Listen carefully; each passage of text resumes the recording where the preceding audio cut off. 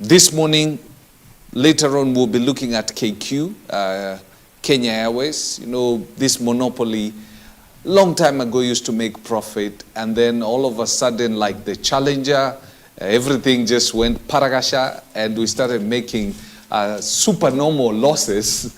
And then now things are starting to look up. Want to find out why. Now, to help us do that, I have a gentleman called Leonard Hafafa. Leonard is an aviation commentator and also speaks about some of the things that are happening in the country politically, economically. Actually, in 2021, he was writing articles in the newspapers and everywhere about what was going to face the next president. And what we are living today, the economic circumstances, he had spoken about in 2021. Welcome, Leonard. Thank you very much, Fred. Yes. Yeah. When you look at the country today, I mean, today, fuel per liter is 200 shillings. Yes.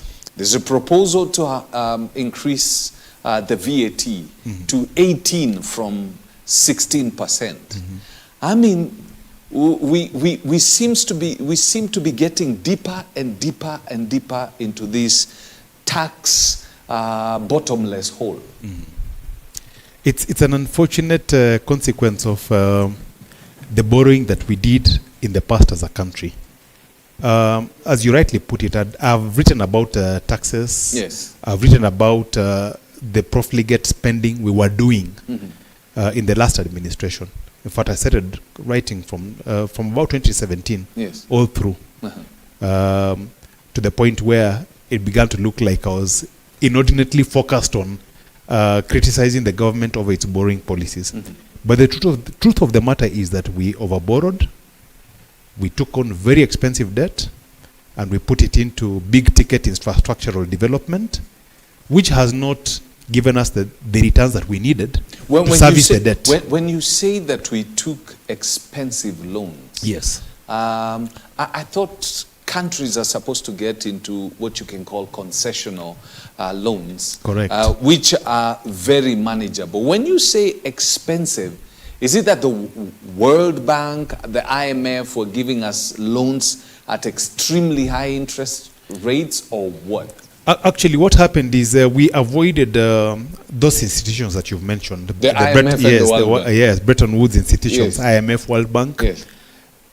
We also avoided multilateral lenders. You know, we have lenders like Africa Development Bank, European Development Bank, who give us concessional loans and who give them to us as a country at very affordable rates. Instead, we went for commercial loans. A lot of these were government-to-government agreements, but with a commercial element to them, and they were expensive. You know, when you're getting loans upward of 8-9% as a country, that's extremely expensive. Yes, and it's chances are that as a country you may not put them in projects that will give you a return that can service those loans. Yes. So that was our problem. We borrowed heavily, and we took on expensive debt. Even debt like Eurobond, strictly speaking, it's an expensive short-term debt. Good debt that a government takes should be one,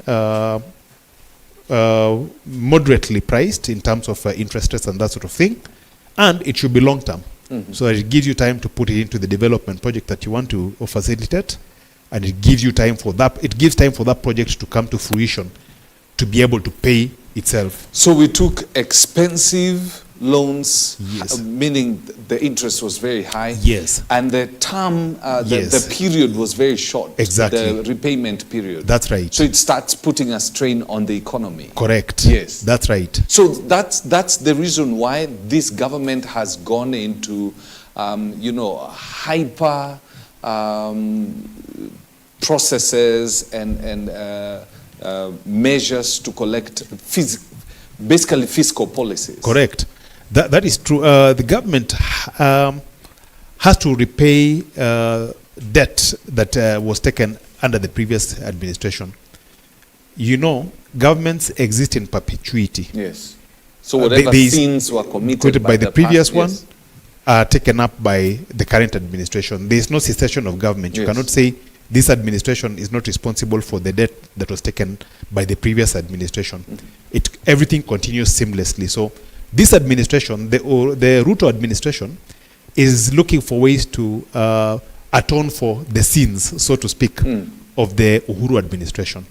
So it has to get additional revenue to service the debt that the government has, or risk going into debt distress, which is a very terrible position to be in. How bad is the situation? Because every other day there's a new tax coming in. Yeah. How bad in the whole are they? I think we are really struggling as a country. I mean, when you look at last month, for instance, we collected 161 billion shillings in tax revenues. Yes. And our repayments, whatever went to external debt, was 165.9 billion shillings. Wait a minute. So we had a shortfall of about 4.9. We collected 161 and we needed to pay 165.9.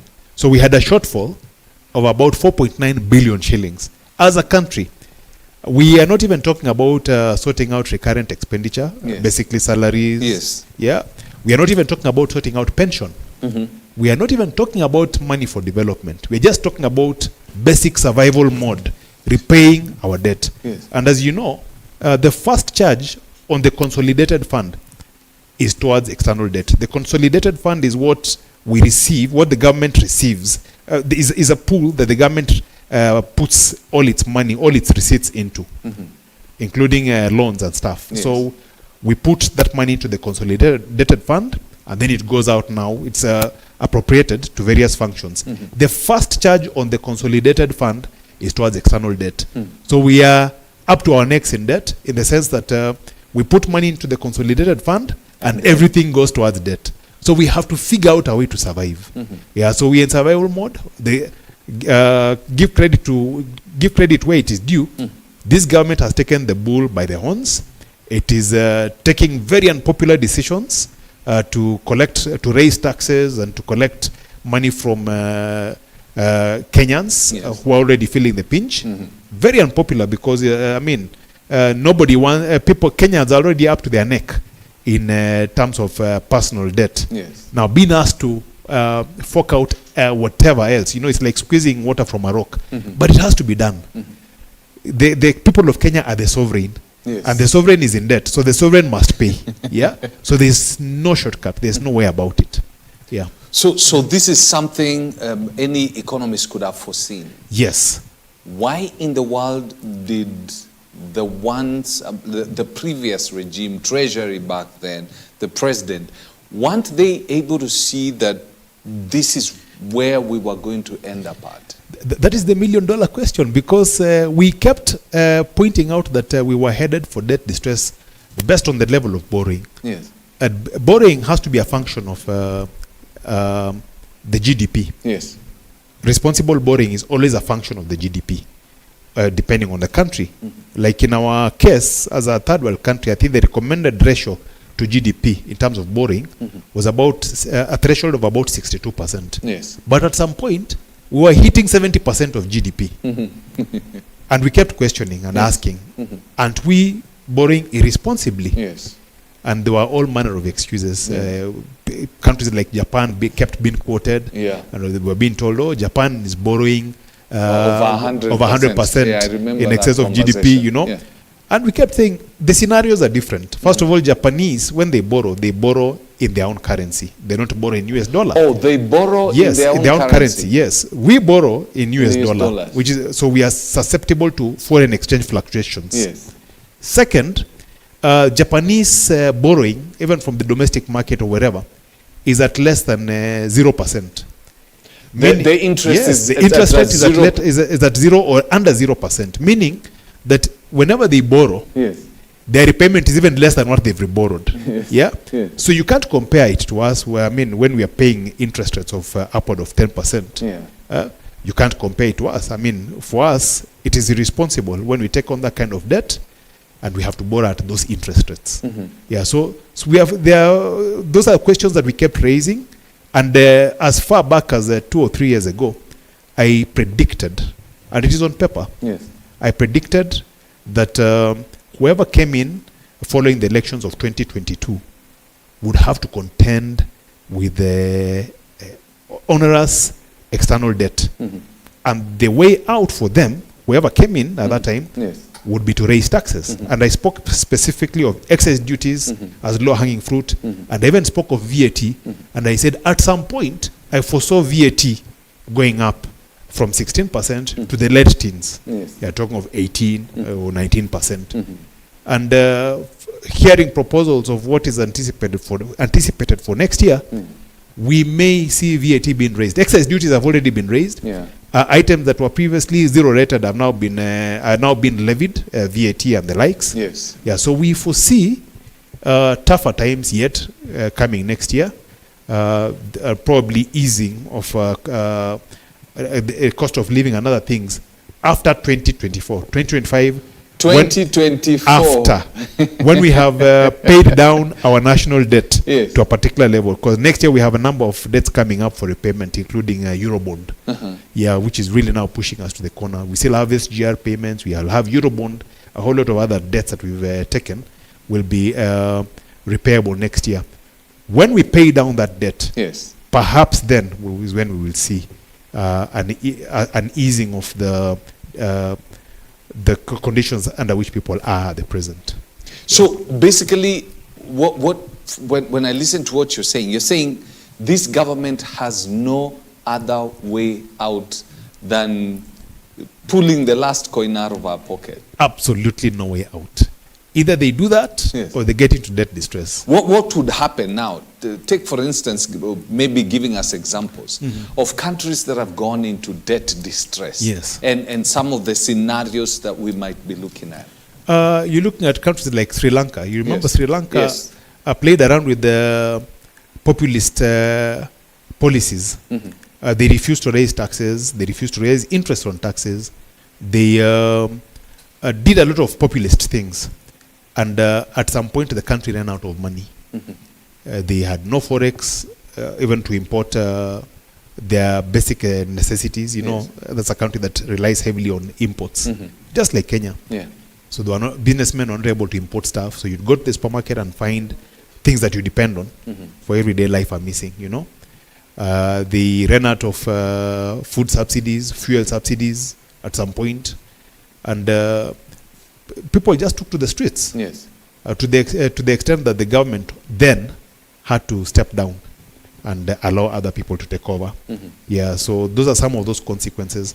But what happens as a country if we default? If we default on our sovereign debt, that is on our the debt that we owe as a country. One, we get cut off from global financial institutions. Meaning now you cannot access credit facilities. You cannot access credit facilities. Or if they allow you to access them, it is at even higher interest rates, which is now detrimental. You know, it's self-defeating. So those are some of the consequences. Then sanctions. Sanctions? I mean, unwritten sanctions. Basically, our business people then are unable to get dollars to service their import needs. It means you have goods stuck overseas. You can't bring them in because you're actually cut from the global financial system where you can that's crazy. You can pay for goods overseas using some of these financial systems. You're cut off from them, so your business people are unable to import things. You know, so at the end of the day, it leads to greater hardships. So it's not a scenario that we ever want to contemplate or ever want to get there. Why? How come Japan is able to access credit facilities at their own currency, yet we are not able to access the same using our currency? The Japanese currency is respected in the global market. It is strong, it is backed, it is backed. So when you put it out there, there's some weight to it. But ours is, strictly speaking, just fiat currency. You know, it's just a paper that the central bank gives its word and says this is what it's going to do. So it's not an international currency that you use for trading on the international platform. It's not like the USD. It's not like the dollar. So this wouldn't even work because I see there's a movement, the BRICS. This And President William Ruto has been speaking a lot about, we don't have to rely on the dollar. Yeah. It wouldn't hold water if we join the BRICS. For us, I see President Ruto's gambit when he says that we should do what is called de-dollarization. Yes. Because de-dollarization basically is settling your intra-Africa transactions within yourselves without depending on a third party, another medium, say like the US dollar. As it is right now, if we want to buy goods from Uganda, we have to take our Kenya shilling, then we have to convert them into dollar, then now buy those goods from Uganda, and then the Ugandans the same. If they want to buy goods from Kenya, they have to convert. When you have those conversions, there's a loss that you experience. And that loss can be avoided if we get into a settlement system with the Ugandans. We say, look, this is the value of your Uganda shilling, this is the value of our Kenya shilling. Let's bypass the dollar, because every time we use the dollar, there's a commission that we pay to use that dollar. Let's bypass it, avoid that commission, and agree on an exchange rate that is favorable to us, and do business now across each other. That's the de-dollarization that he's speaking about, and that if we implemented across the continent, could save us a lot of money, because we have a lot of international, intra-Africa trade between us. And we can actually enhance a lot of intra-Africa trade that is not existing at the moment if we go the route of de-dollarization. It's a good concept, and it's workable. All right, talking about debt, we go to the elephant in the room. KQ. Yes. There was a time debt and KQ were synonymous. Correct.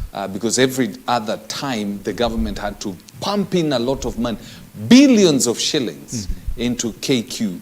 And then at the end of the financial year, or at whichever quarter, you discover that KQ is just going down and down and down.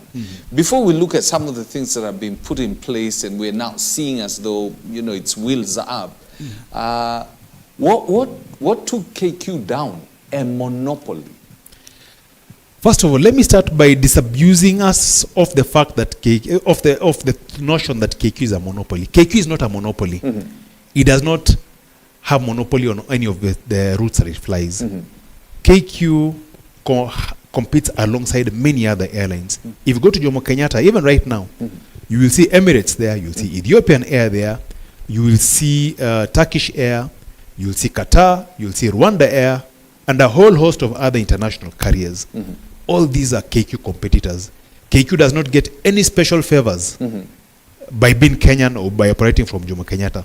It does not get any special favors? There are absolutely no special favors. It is a commercial airline that operates in competition with other commercial airlines. So it is not a monopoly at all. It does not get... Wait a minute.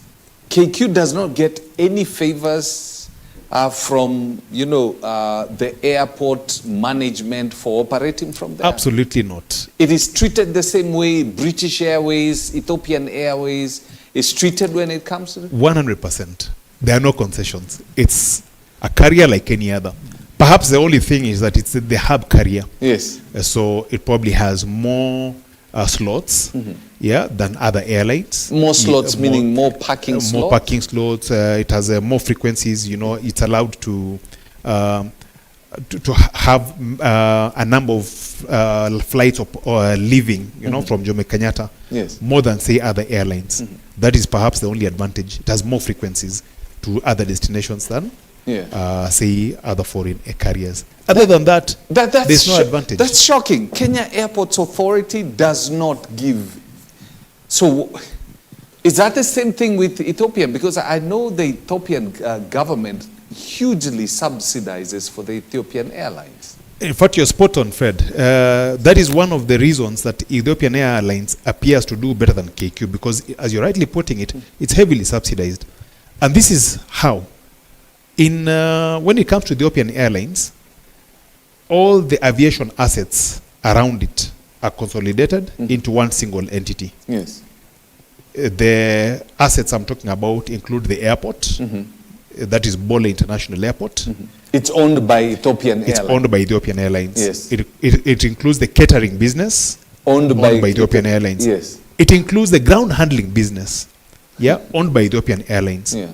So you find that revenues that come from these other units support the flying business of Ethiopian Airlines. Yes. And you can't tell whether the flying business is performing well or not performing well, because it does not stand by itself per se. Yes. It is supported by others. Were that the case in Kenya, then we would have a totally different story to tell about KQ. As we speak, KQ stands on its own. Yes. Kenya Airports Authority stands on its own. And yet KAA gets about 70% of its revenues from KQ. Yes. But it does not support KQ from its revenues. It just stands on its own. The catering business is by totally different entities. Then you have the ground handling business, which is, I think, split into 5 different companies, and KQ being one of them, competing with 5 others, because you have Swissport, you have Aerotech, Kenya Aerotech, then you have a Kenya Air Freight Handling Company. You have about 5 different companies competing, and KQ being just one of them. So that fragmented business taken away from KQ does not support KQ. If we had, as had been proposed about 2 or 3 years ago, a consolidation of Kenya's aviation assets into one entity, so that KQ owns, basically KAA ceases to be, it comes under KQ, the food handling, everything is under KQ. Under KQ, the story will be different today. KQ will be turning net profits year in, year out. So those are some of the fundamental differences that separate KQ from the competition. The competition has...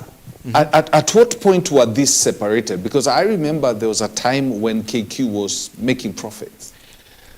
KQ made profits, yes, in the late, I think in the late 2000s, all the way to, I think, 2010, 2011, thereabouts. Yes, KQ made profit then. And these entities were still separate? They were still separate. But, you see, the situation then was different. Yes. At the time, there wasn't a lot of competition from Middle Eastern carriers who are heavily supported by their governments and who are heavily subsidized by their governments. We didn't have a lot of competition, say, from Emirates. Yes. We didn't have a lot of competition from Qatar, from Etihad. We didn't have a lot of competition even from the likes of Turkish Airlines. We didn't have much competition from Ethiopian. So this, the playing field, so to speak, was level then, and it was easy to turn a profit. Yes. It wasn't that difficult. Yeah, but that's not the only reason why KQ went into loss-making territory. Yeah. There are other factors as well. Which are?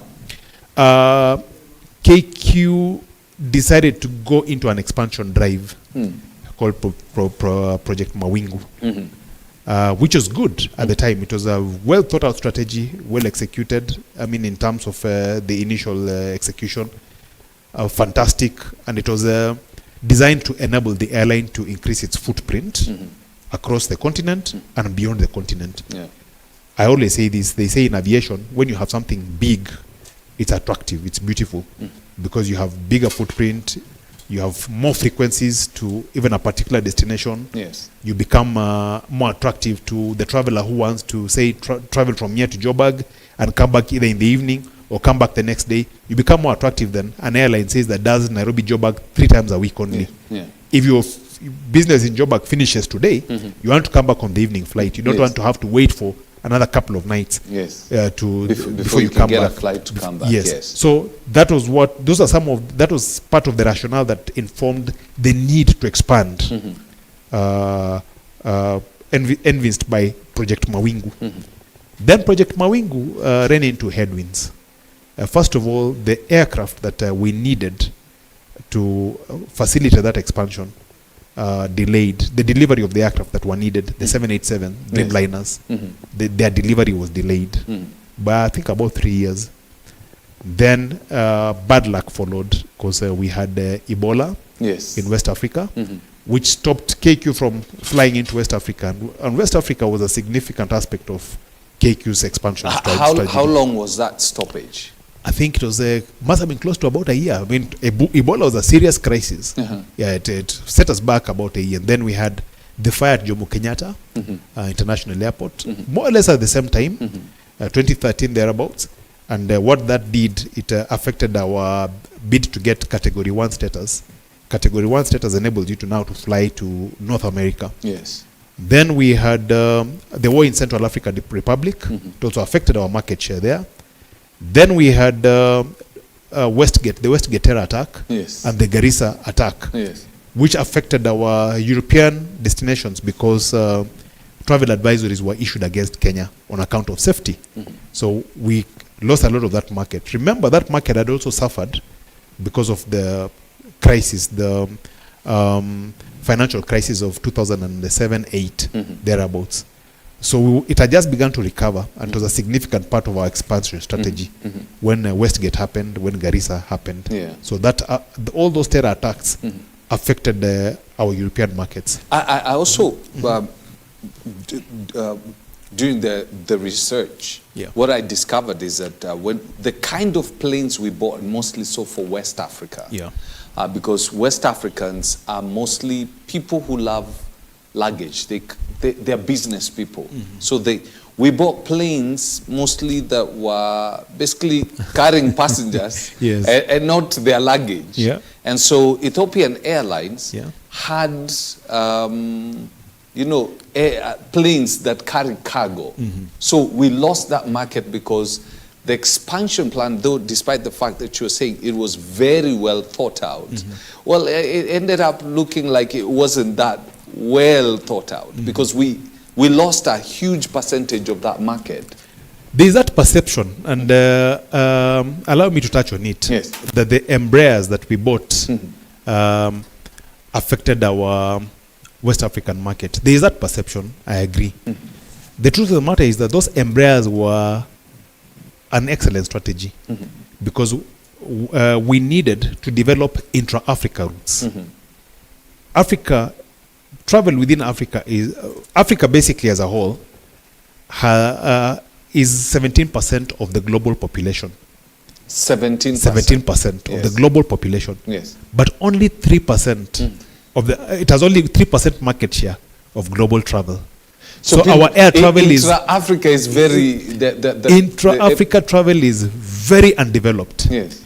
And there's a lot of potential there because people want to do business within the continent. Yes. So the Embraers were part of that strategy. 3% of the aviation industry. That's our market share, which is really small. I mean, some American carriers are bigger than the entire continent, in terms of the market share that they command. Yes. But there's potential. I mean, Africa has potential in virtually everything. Yes. The potential is always in Africa, not even in the West. Yes. And KQ had foreseen Africa as an essential part of its expansion strategy. And it had gone out of its way to develop intra-Africa routes. So that's why it brought in the Embraer planes. The Embraer planes that it started with, I think, were the E160s or something like that. Those were small Embraer planes that were 60, that would take a capacity of about 72 passengers, thereabouts. I'm not too sure about the numbers. Yes. But we needed them because when you're developing a route, particularly a route with thin traffic, you need to put in equipment, that is aeroplanes, that are low capacity and that are low cost in terms of maintenance. And when you develop that route and you get numbers, then now you move to bigger planes. That was the strategy. Yes. So the Embraers that started initially, the ones that we had on lease, were low capacity planes. So they would take, say, I mean, if a plane is, say, a 60-seater, and you have like 30 or 40 passengers, that is a thin route business. Yes. It means at least you're operating slightly past break-even. You're not making any losses. Yes. And you keep developing that route. You keep developing it to the point now where you get where you, when you have, say, a plane load, you are filled to capacity every time you fly, then you bring in bigger equipment like the 737 to handle that. When you look at the cost of an Embraer, say, against the cost of a 737, there's a huge difference. Yes. The Embraer cost will, if you're paying for it, it will cost you about 250,000 US dollars a month.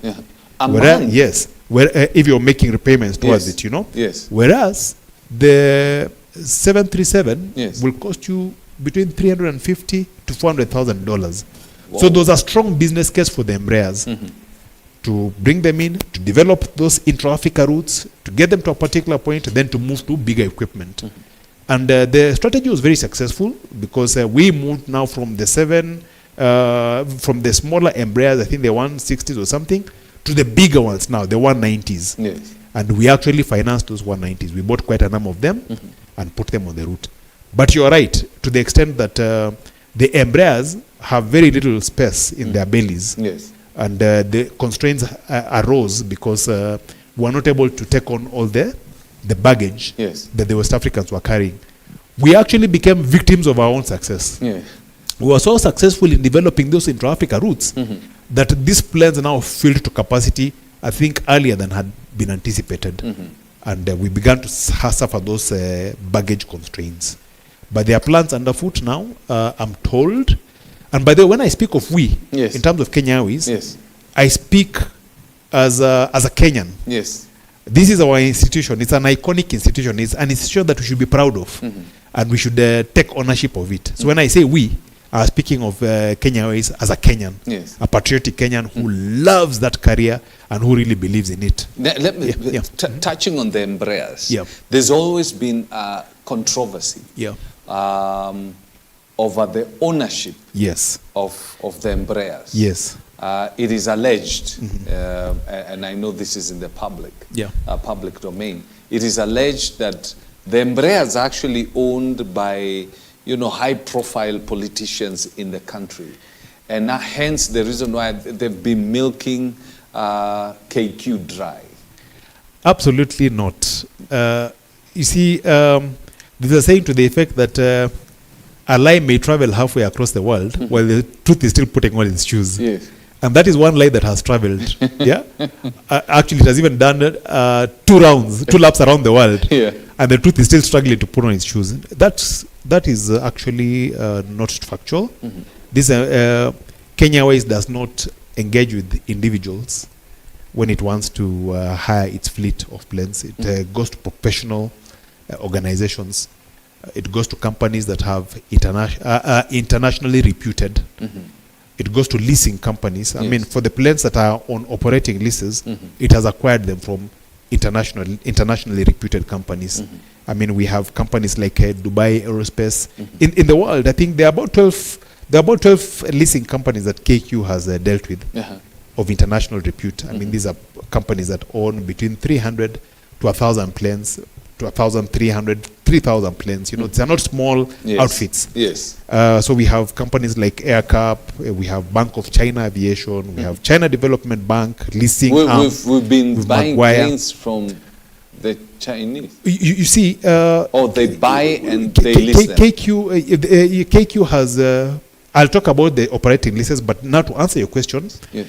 there are companies globally Yes. whose business is leasing planes. Okay. Leasing planes is not small business. Yes. In fact, I dare say for that matter, no Kenyan can afford to lease, to buy and lease planes to a business like KQ. Yes. Why? Because planes is a thin margins business. Successful airlines operate on margins of about 5%. Yes. Now, to buy one plane will cost you about 30 billion Kenya shillings. 30 billion. Yes, Kenya shillings. Just to buy one plane. Yeah. That's an Embraer or a bigger plane. Maybe an Embraer. Yeah. And if you're talking of leasing a fleet, most times you're talking of leasing about 10 planes for it to make sense, to justify your being in a route or being in that kind of business. So there are a few Kenyans who will put together about, say, a trillion Kenya shillings. Yes. In an enterprise that will give them only 5% return at the end of the day. Even then, that in an enterprise that is extremely risky because it is susceptible to what is called demand shocks. Ebola happens, business stops. Yes. Yeah. The pandemic happens, business stops. So no Kenyan has that kind of money, that kind of float to put together 1 trillion shillings to buy planes, for onward leasing to Kenya Airways, Yes. just to make a margin of 1 or 2%. It does not make business sense for Kenyan. But there are huge companies out there owned by dollar billionaires whose sole business Is to lease is to lease planes. And these are huge internationally reputed organizations, and they are well known. Perhaps what gives rise to speculation that they are owned by individuals is the fact they are owned by connected Kenyans is the fact that these organizations are all registered in tax havens. Okay.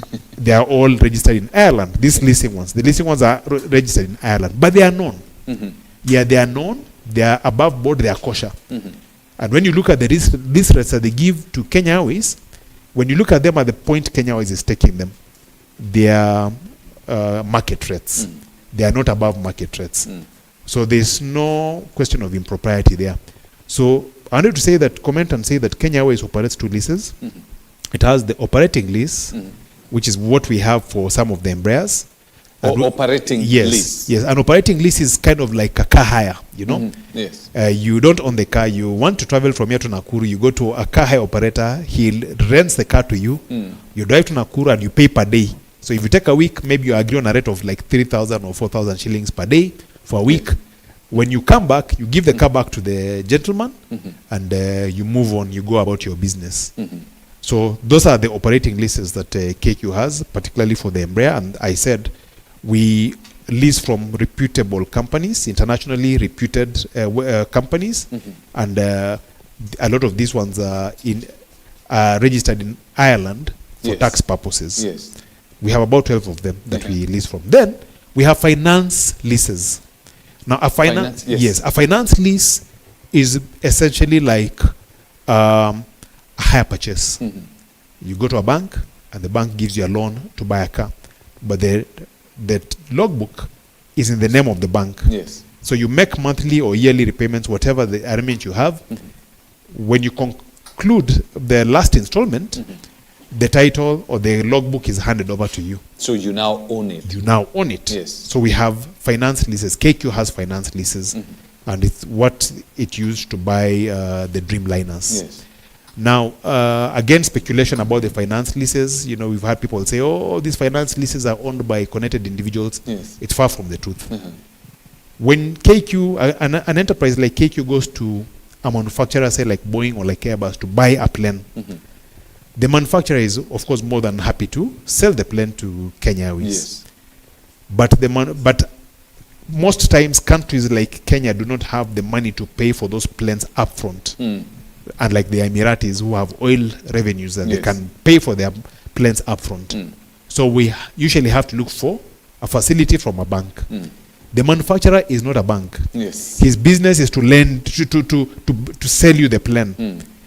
So he does not care where the money comes from. So as a country, we then look for people who finance the purchase of planes. So we go to banks that are internationally rated as well. So we have banks like Nedbank, we have banks like Citibank, we have banks like JP Morgan, you know. We have the Exim banks, you know, various Exim banks. So we go to these banks and we arrange a facility. Now, when KQ is buying planes, again, like I said, typically you buy about 10 planes at the same time. So it's not small money. Even for a bank, even for an internationally reputed bank, it's not small money. So these banks come together and they put up what is called a syndicated loan to spread the risks among them. So you have 5 or so banks putting together the money to give to KQ so that KQ can buy its planes. So KQ goes to Boeing, it buys its Dreamliners. So when it gets its Dreamliners, the titles to these planes remain with the banks. But because it is cumbersome to write the names of all those banks on one title, they usually come up with a name that carries the titles to these planes.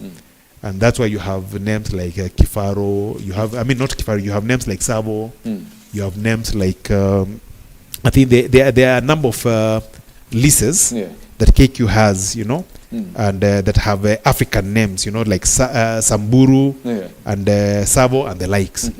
So those are just basically holding companies that are registered by the banks, and they are registered in tax havens, again to avoid double taxation.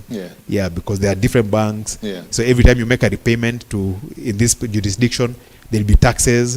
I mean, splitting taxes into multiple units, which does not make sense for the banks. So they register them in tax havens like the Caymans. Then they give them that name. So that's what has given rise to that speculation that, they are connected individuals in Kenya Airways. Because it's called Kifaru, Savo, it's called Samburu. Yes. Nothing could be further from the truth. These are just deals that are above board. And when we look at, because this program is about leadership. At what point would you say leadership played a role in the wars that KQ found itself in? And then we'll later on look at the role that, again, leadership is playing to get KQ out of it. Initially, I think we had very solid leadership. I mean, even the people who came up with the Project Kifaru, Project Mawingu, sorry. Those were solid leadership decisions, and they were meant to take Kenya Airways to the next level.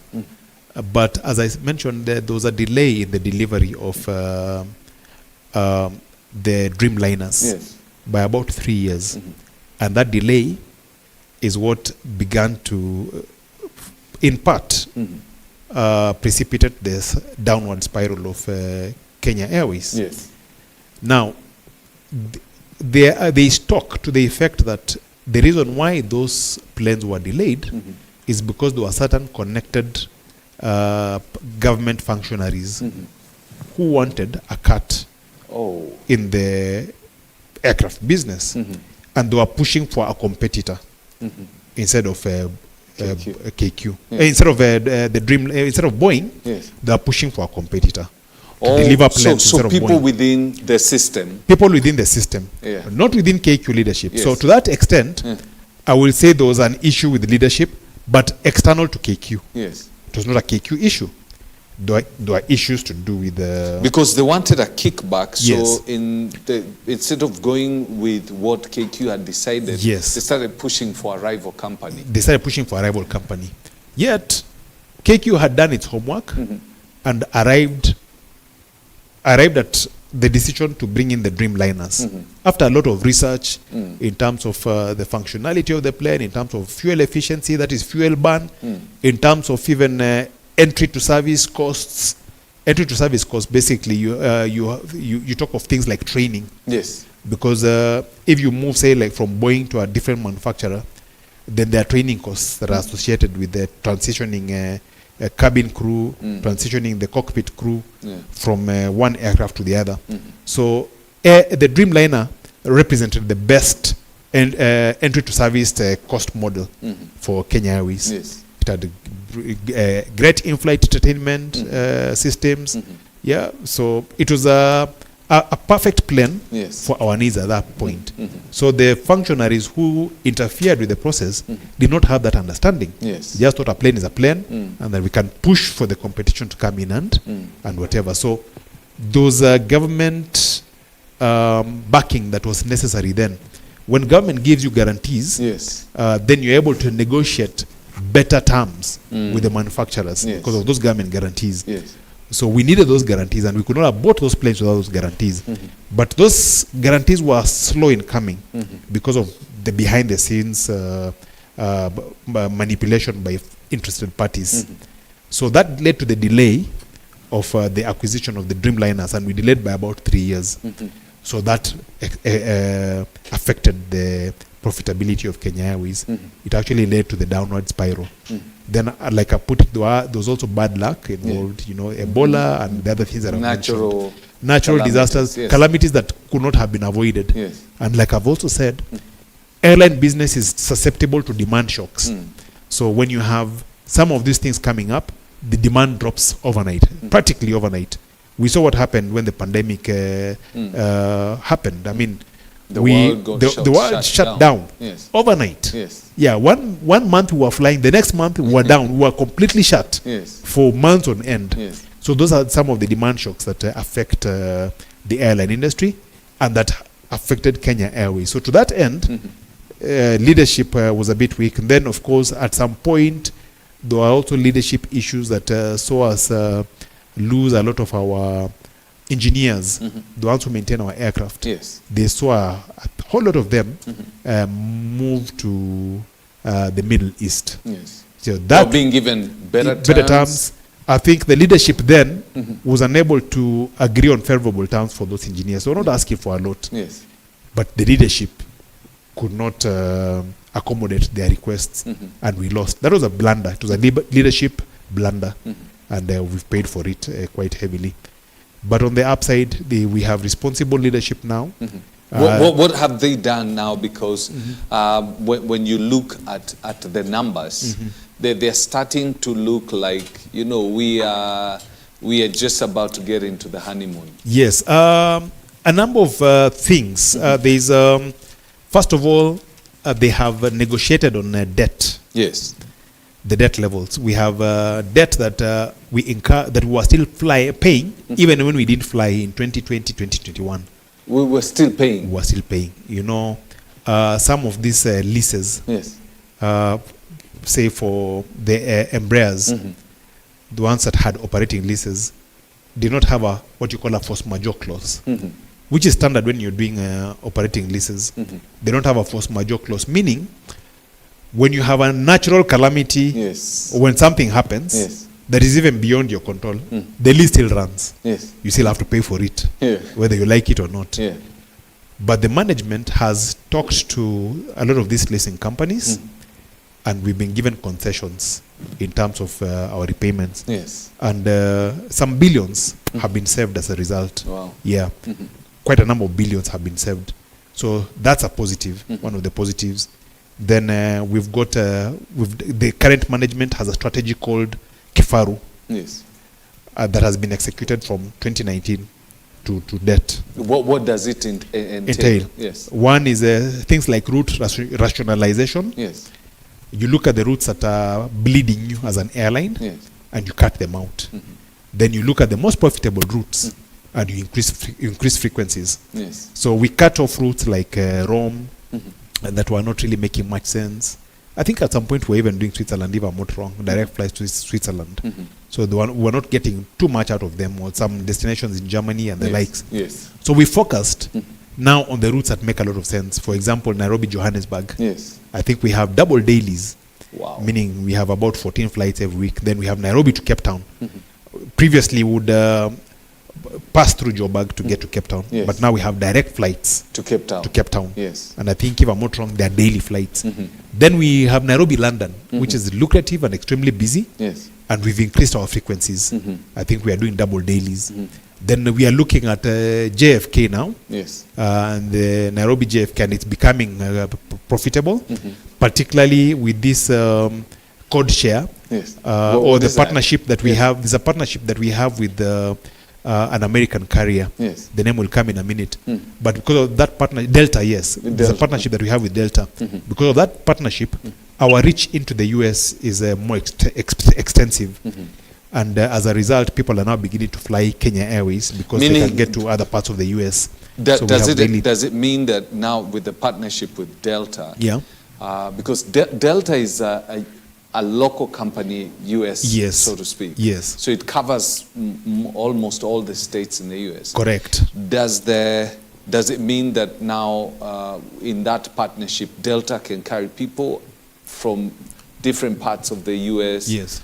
Under the KQ? Yes. You have, how it works is this way. KQ gives you a single ticket to a destination that it does not terminate at in the US. Yes. You fly on KQ from Nairobi to New York. Then from New York, that destination, say Miami or wherever, you fly Delta. Okay. But it's one ticket issued by KQ. Yes. So your frequent flyer points are under KQ. Yes. Everything is under KQ. Yeah, all your advantages, all the perks that you get from KQ accrue to you on that one single ticket. And the same thing with Delta. Yes. Delta now wants to come to Africa, and their destinations on the continent that it does not cover. So it takes people all the way from wherever they are, say even as far as Hawaii to JFK. Then from JFK, They fly KQ to Nairobi. Yes. And then from Nairobi, now they can go to Central Africa Republic or Harare, you know, or someplace that they would not ordinarily reach on one Delta ticket. Yes. So it's a partner, it's a symbiotic relationship, yes. and it's for the mutual benefit of both carriers. So we have that relationship, and it's very attractive, and it's working very well. Yeah, and then of course, just employee productivity. They focused on employee productivity, making sure that the pilots work more hours than they have previously been working. I think there's a collective bargaining agreement that they were not working as many hours as they should, or what? There's an internationally there's an average international level, you know, where they're expected to attain. I think it's correct. I stand to be corrected, but I think it's about 75 hours. Is it per month or something like that? And our pilots were working at about half that rate, about 45 hours. So we've pushed them up in terms of productivity, and they are working now a lot more hours. There are companies that even do 105 hours. What? Yes. Yeah. 105. Yes. So I think Kenya Airways was working at a third of its productivity when it comes to pilots. It's an agreement in place, and I mean, it's for the mutual benefit of both pilots and the crew. Of course, one of the reasons why the Kenya Airways has been very particular about the number of hours that pilots work is because of safety concerns. There's a competitor who I won't mention, but whose pilots were so overworked that twice their pilots have overshot the airports where they are flying to. Yeah, it's in the public domain that this competition has had two times. Has had their pilots overshoot the destination because they were asleep. Both pilot and co-pilot were asleep. It has never happened. I will not name the Ethiopian Airlines. I will not name them. I've not said anything. But KQ has never had an issue in terms of safety. Yeah, that's something that we should pride ourselves in. So perhaps that's what informed the productivity of the pilots, being what it was. But there's been a balance. I think a balance has been struck between pilots and management, and the productivity has been enhanced. So productivity also, ground crew, you know, their deliverables, their performance indices that tell you that productivity has improved. For example, when it comes to planes, pilots and planes, you have what is called available seat kilometers. This measure it measures the capacity that the airline has introduced into the market. Yeah, so we have now a number of seats that were not there before. Yeah, per kilometer. A lot more seats per kilometer than were there previously. You have load factors. You look at the loads that you're carrying. It's not just a question of introducing seats. Are those seats filled by passengers, or are you just introducing seats and the flights are flying empty or halfway, you know? So when you look at those indices, they give you very encouraging figures. They tell you that the airline has actually improved. You look at on the ground, you look at the turnaround time, and there is what is called on-time performance. Airlines are measured according to their ability to keep time. Meaning within landing and takeoff. Landing and takeoff, or no, actually not even so much landing on takeoff, but when you have a scheduled flight, how plus or minus 15 minutes, yeah, within that range of the scheduled time, plus or minus 15 minutes, whether you keep within that range, then you are assigned a value. Our target as an airline, we as Kenyans, has been 80%. At the moment is at 77%, which is above the industry average, which is about 75%. So those are indices that point to Operation Kifaru bearing fruit, coming to fruition. Yeah, you have now the next stage is customer focus, because there have been a lot of customer complaints.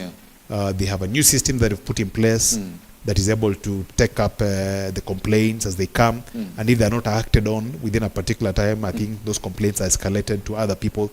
So going forward, you will see a lot less complaints emanating from customers. Yeah, so a lot of those things. All right. Now, point. In a nutshell, as because I can see our time is done, are there plans to consolidate KQ the way you were talking about, you know, have KA, have, I think it's NAS that is currently doing the food. Yeah. Are there plans to consolidate this to now turn KQ into an outfit like the Ethiopian airline? Well, the president has talked of KS bailouts coming to an end. Yes. Because, quite frankly speaking, the government can't afford them. Not that they are bad, Yes. it's just the government can't afford them. And there are proposals that are being contemplated.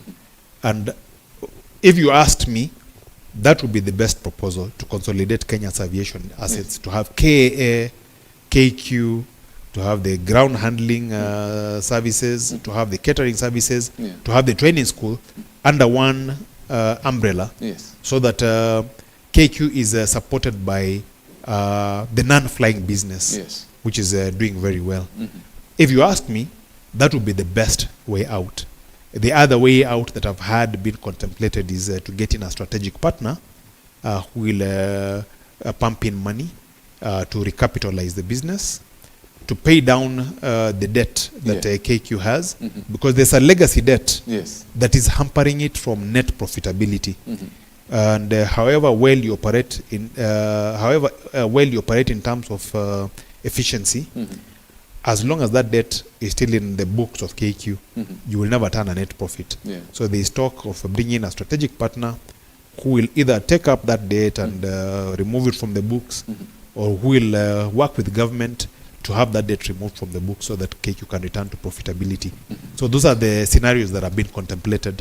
Yeah, but let me just add, we keep hearing this story, that KQ is a bottomless pit. We keep giving bailout after bailout. The truth of the matter is, KQ needs, in my estimation, about $2 billion USD to retire the legacy debt and to recapitalize. $2 billion US dollars. Yes. That's my estimation. Yes. If it got that money from the government, it would operate. It would turn an operating a net profit overnight. But it has never been given that money. Instead, what it gets, because when you're talking of $2 billion, you're talking about 300 billion Kenya shillings. Instead, a lot of money. Instead, what the government keeps giving it is 20 billion, for this financial year, 30 billion for this financial year, when it needs 300 billion. So it gives you the impression that it's a bottomless pit. It is not. Other airlines have been supported by their governments. If you look at Emirates, Emirates got 4 billion USD. 4 billion US dollars. If you look at Singapore got 19 billion USD. Wow. Yeah. If you look at there are some American carriers. There's an American carrier that got 9 billion from the US government. The US government, and the entire industry that includes Delta and all the other airlines, the legacy airlines in America. The entire industry got 56 billion. From their governments. Wow. Yeah, whether it's a loan, a long-term loan, or a grant, this is immaterial. The fact of the matter is that they've been supported. So as Kenyans, we should be patriotic enough not to cry whenever we see KQ getting a shot in the arm from the government. It needs that money because it's a national carrier, and no legacy carrier has gone unsupported by their governments. All right. Thank you very much, Leonard. This was very, very interesting conversation. At least it's removed the cobwebs that had been formed over KQ. I hope so, and thank you, Fred. It's been a nice conversation, and thank you for having me. All right.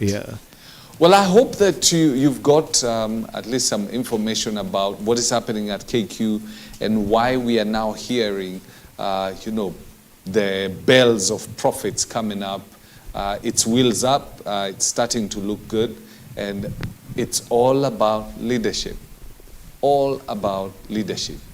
Everything rises or falls on the same.